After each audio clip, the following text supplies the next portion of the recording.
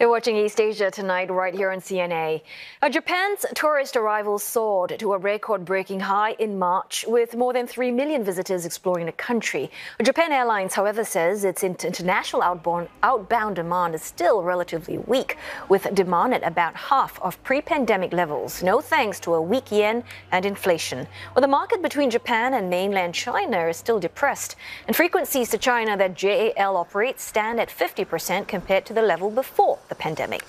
Well, for more on this, let's turn to CNA's Roland Lim, who is at the IATA summit in Dubai. So, Roland, the weakening yen not exactly making it any easier for those hoping to head abroad. Right, that counterbalance of the weak yen makes outbound international travel more expensive, and Japan Airlines says it is hard to see a recovery in demand for outbound flights from Japan given the current foreign exchange situation. Remember, the weak yen, which has hit fresh 34-year lows of 160 versus the dollar, also increases fuel and aircraft costs for the airline. But revenues and earnings for the last year had a stunning turnaround from pre-pandemic levels of 2019 for the very first time. And that's thanks to an increase in international passengers, as I found out from Ross Leggett, who is Managing Executive Director of Japan Airlines. Have a listen. The Japanese market is still depressed, so that compared to 2019, the Japan origin traffic is still about 50% of what it was. But we've been able to backfill that lack with increased inbound demand. It's been very positive for us. The weaker yen, though, must be a double-edged sword for JAL.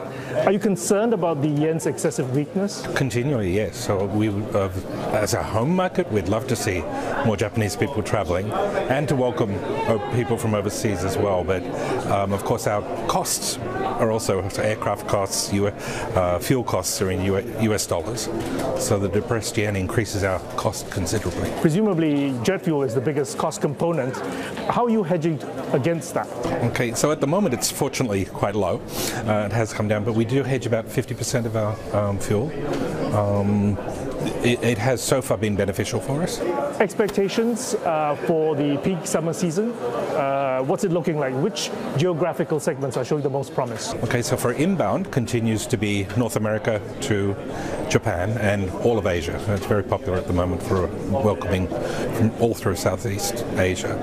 And for Japan at peak times, the yen doesn't seem to be as big a problem, and we have, of course, good traffic to traditional markets like Hawaii and other vacation destinations. How have your premium segments been faring? Because JAL has just introduced new first and business class seats with new bells and whistles. Yes, yes. Internationally, it's holding quite well. So the outbound-inbound balance is quite good.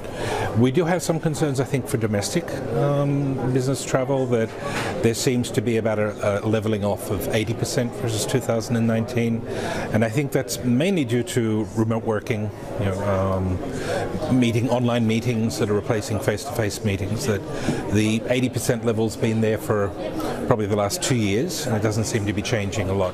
Leisure travel makes up for that a little bit, but I think that's our biggest concern. In terms of growth markets regionally? Yeah, so Thailand is doing very well for us, and the closer countries, so Taiwan, Korea have increased. Of course, the concern is still China. So China to Japan is still about 50%, and Japan to China about the same. We've adjusted our schedules and our capacity, but the actual number of travelers between the two countries is still quite low. What do you think that is? I mean, is it due to geopolitics? In part. So before 2019, Japanese passport holders didn't need a visa for China. They do at the moment. Okay, so the visa application process is cumbersome.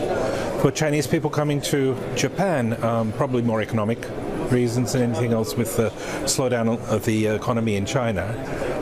Japan's travel in general is not as strong as what it used to be. Give us an outlook on your load factors for both passenger and cargo. I mean, what's your rate of return on assets? For passenger numbers internationally, our capacity is about 75%. Passenger load numbers are just 70% of what they were, so we're commanding quite good load factors, 80 90% plus on most routes. Domestically as well, we're at 100% capacity and 95% passenger numbers, so similar load numbers to what we had in 2019, between 70 and 80, depending on the route. Yeah. Moving on to challenges. Obviously, the delivery of aircrafts has been the biggest constraint for airlines like yourselves. Any way to mitigate these circumstances? We've recently placed an order for 350-900s and 787-9s. I assume there might be some concern about the delivery of the 787s, but we haven't actually decided on delivery dates with Boeing yet, so we're still in negotiation with them. But the 350s, there's minor delays up to 2 or 3 months, but all on schedule basically. Yeah.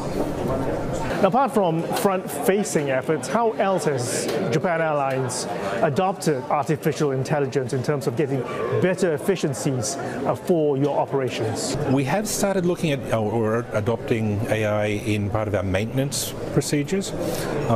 We've used some medical scopes to inspect the engines, which we created ourselves.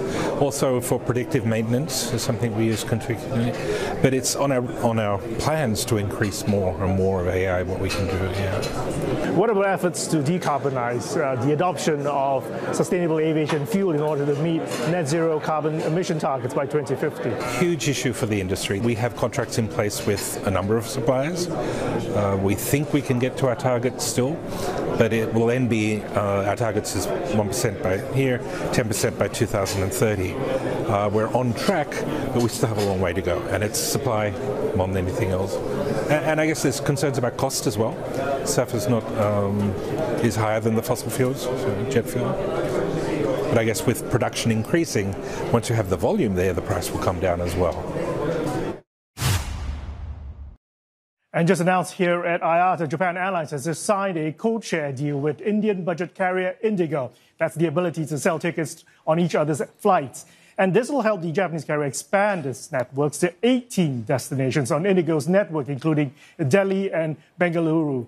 Remember, India's air travel market, currently third biggest in the world after China and the US. Hotel. Oh, thanks so very much, Roland, for those updates. CNA's Roland Lim live for us at the IATA Summit in Dubai.